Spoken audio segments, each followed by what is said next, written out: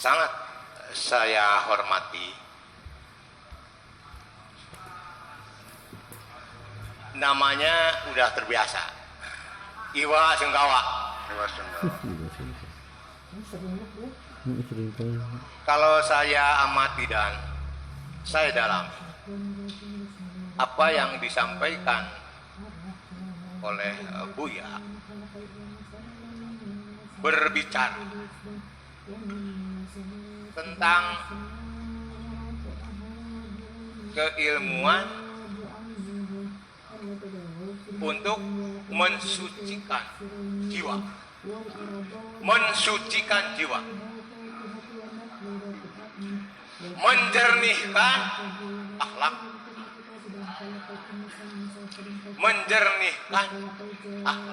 Untuk apa?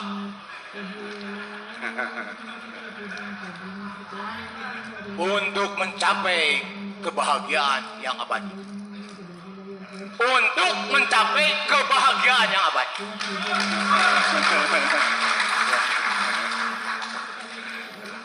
Barangkali Buya sependapat. Insya Allah. Pertanyaannya, Pak. Nanti dulu. Oh, iya. Baik. Untuk mendalami secara filsafat, kita akan berbicara keberadaan yang konkret di alam dunia ini. Jangan dulu, nanti dipotong pertanyaannya, Pak. Oh iya.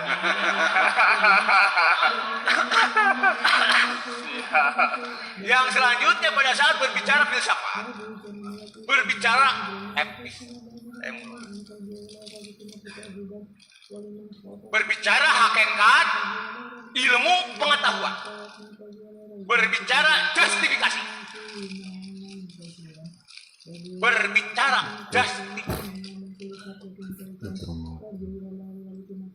dalam meyakini rasionalitas,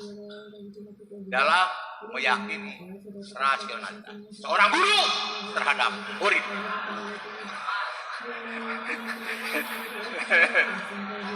Seorang guru terhadap muridnya, tadi berbicara seperti itu. Seorang bapak kepada anaknya. Tenang. Belanda masih jauh, Pak. Yang selanjutnya berbicara manfaat yang perlu kita gapai dalam berkehidupan berkeluarga, dalam berkehidupan bermasyarakat, dalam berkehidupan berbangsa bernegara, termasuk dalam kegiatan politik.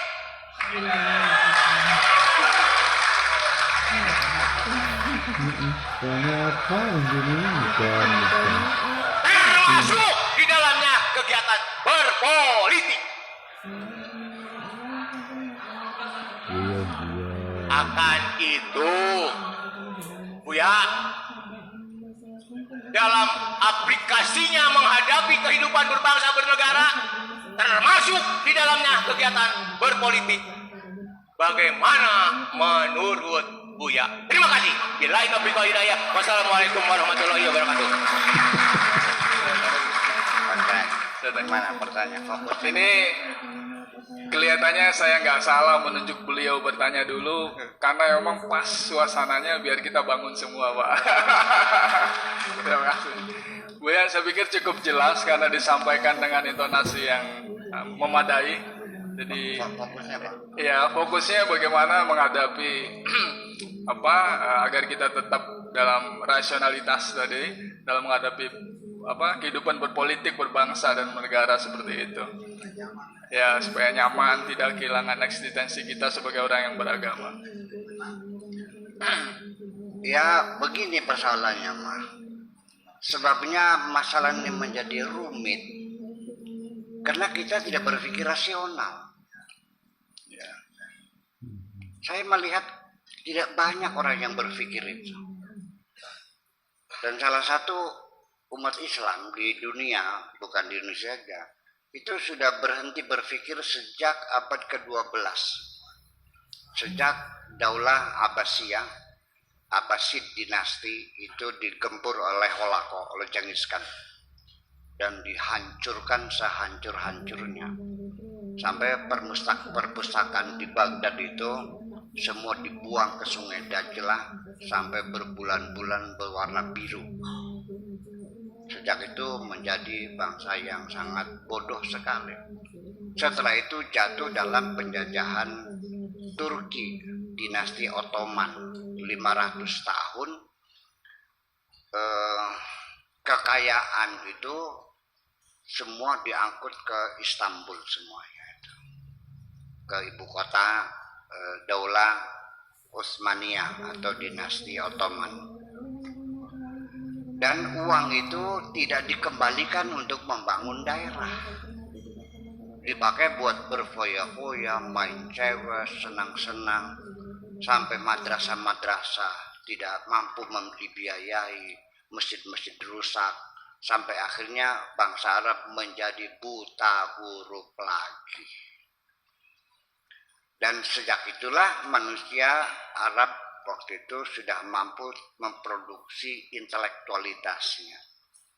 Sehingga karangan-karangan kitab yang sekarang ada di tangan kita itu adalah kitab-kitab di masa keruntuhan peradaban di sana. Ya, satu nazam syair dibuat karang, syarahnya Nazam. Lalu dari syarah itu dibuatkan hasyiahnya dan tahqiqnya lagi. Salah mensalah, tidak membuat yang baru, hanya menjelaskan yang sudah ada, itu pun sering menyimpang maksudnya. Dan itulah. Lalu kekayaan intelektualis Arab dulu yang menjadi kebanggaan dan membangun dunia modern, tinggal sisa-sisa bercerita tentang pahala dan pahala. Ya, cerita tentang sorga, seolah-olah mereka itu pernah masuk sorga. Jadi itulah yang paling sangat menyedihkan, sampai secara ultimatum dinyatakan dilarang berpikir dengan simbol pintu ijtihad di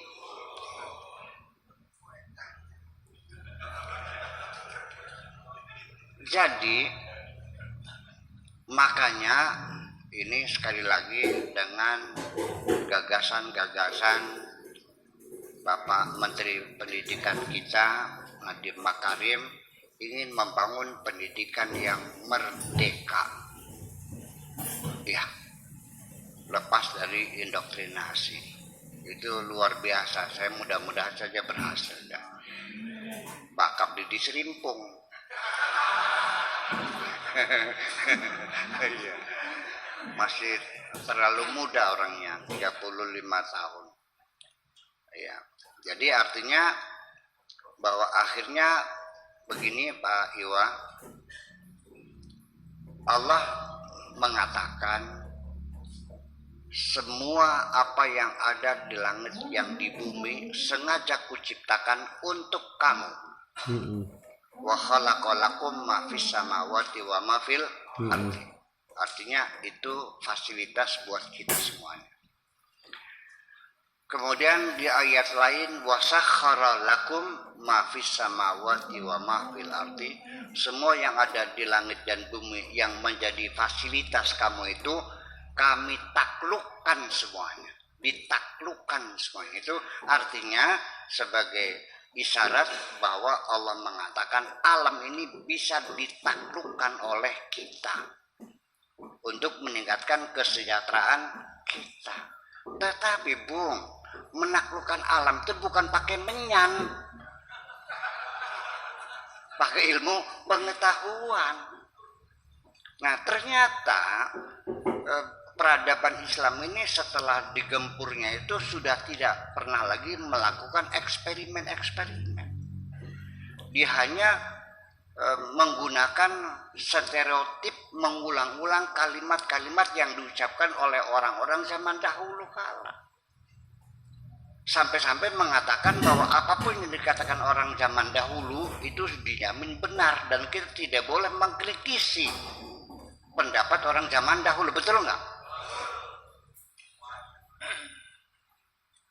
Betapapun salahnya, satu contoh, di sana ada satu paradigma bahwa perempuan hamil itu paling lambat itu 4 tahun. Mungkinkah ada orang hamil 4 tahun? Dan itu tidak pernah dikoreksi.